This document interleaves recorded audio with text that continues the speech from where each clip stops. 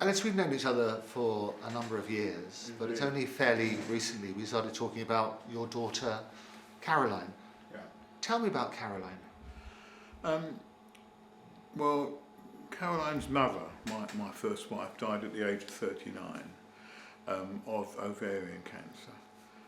That was in 1986, and that was before anyone had heard of the BRCA gene. Neither of the BRCA genes were discovered until the 90s. That gave us the additional problem that there doesn't seem to have been anything done to link the ovarian cancer with breast cancer when there is actually a medical link.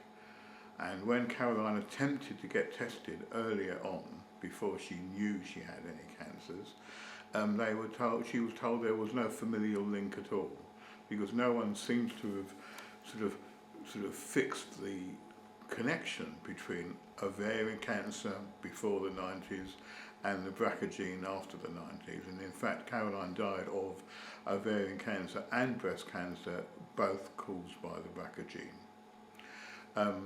And we knew very little about the BRCA gene, as I say, when my first wife died.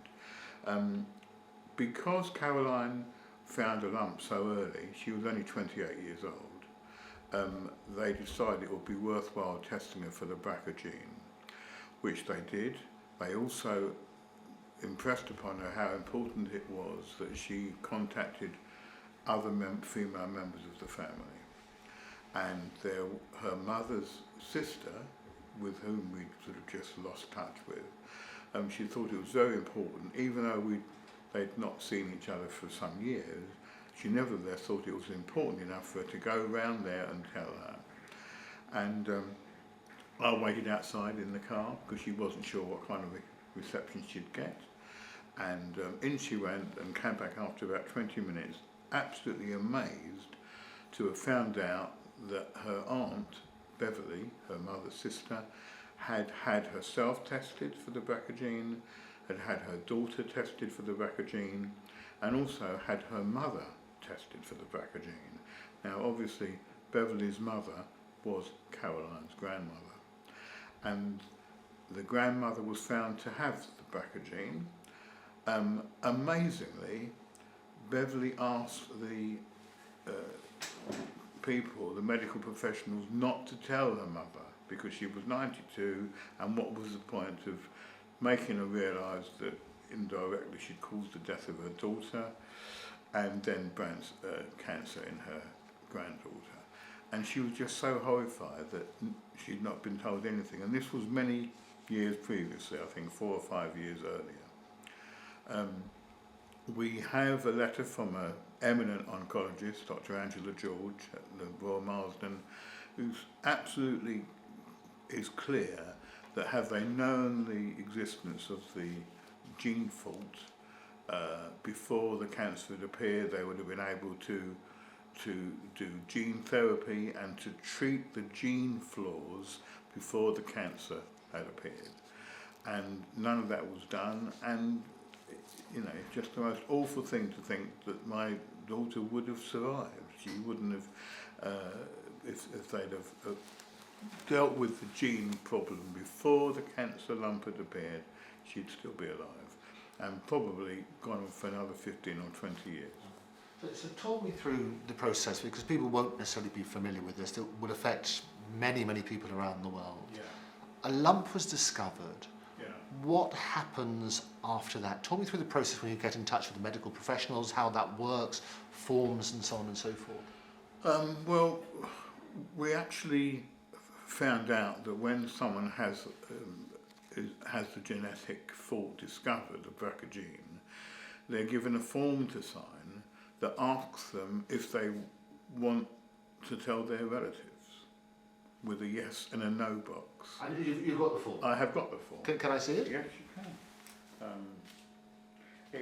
It accompanied a letter, by the way, from the Royal Marsden that said, our client, this is a lawyer writing to our lawyer, our client does not owe Caroline a duty of care. That's from an NHS hospital. Does not owe a duty of care. A duty of care. And why is that? I don't know.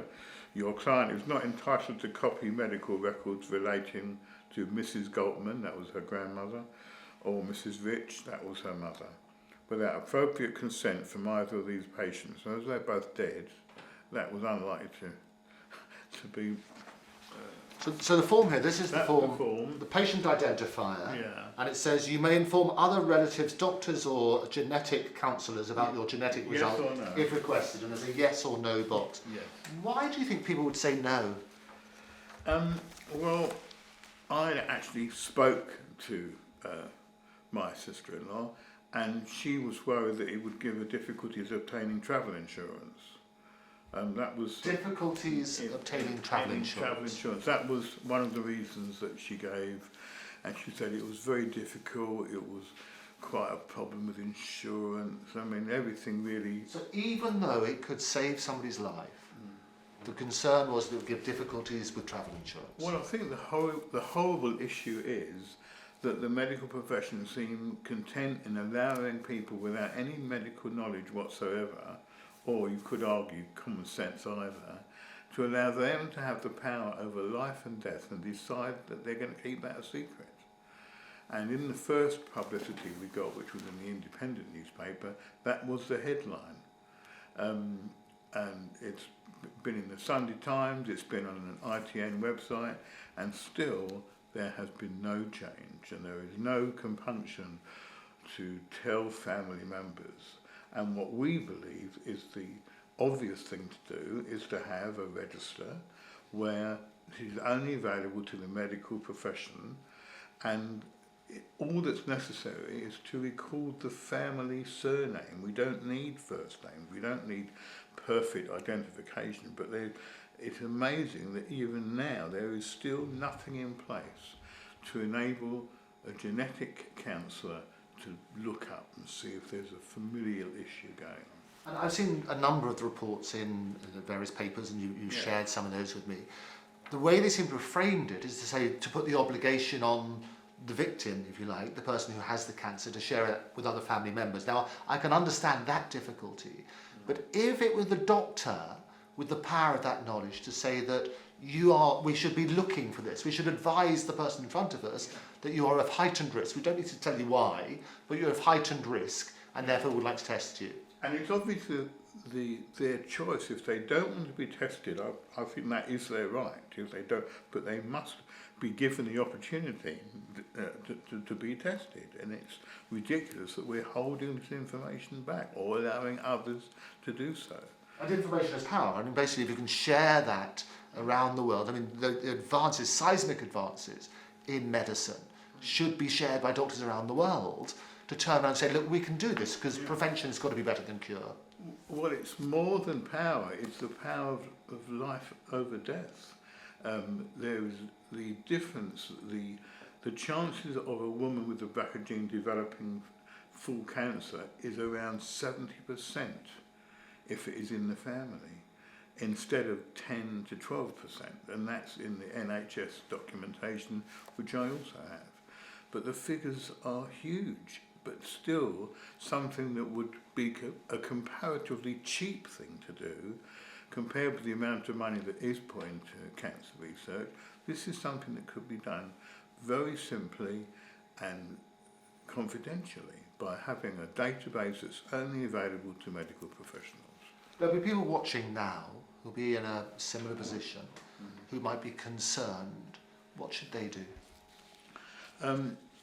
I think it's actually worse than that, because there are people watching now who will not even know if they have been adopted, if their father remarried and this wasn't the mother that gave birth to them, they've lost touch with them. There are so many ways that people would not know at all. So it has to have something in place that makes sure that they find out and are then given the choice as to whether they want to be tested or not. And so, from your point of view, a very clear message. What would you say to people watching now, either lawmakers, either doctors, either those with family, and so on and so forth? What would you say to them? That they have a duty of care to everybody to make the most of their chance of life. I mean, it's actually devaluing life itself by just allowing this to carry on, because it's in a too difficult box. In America, there's a website called KinTalk, and that is used where people can go online and just mention the surname of a family that has an issue, and it's not restricted to the BRCA gene, it's restricted to anything that could be something that could be inherited. And that's more than just BRCA gene, it's lots of other things as well. And so it's actually even wider than the BRCA gene issue, and it just has to be dealt with. And I don't understand why it hasn't been dealt with.